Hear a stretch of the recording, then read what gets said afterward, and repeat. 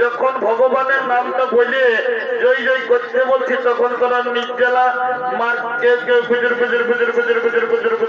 হাসছে।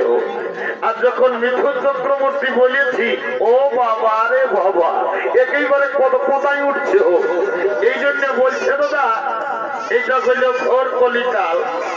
যদি বলবে কিসে এখন দেখো কলিকালে কি চলছে এই কলিকালে আসলে নকল ভালো ওঠাই তো বইয়ের থেকে স্বামী ভালো আর স্বামীর থেকে দেওর ভালো শ্বশুর ঘর যাবে ভালো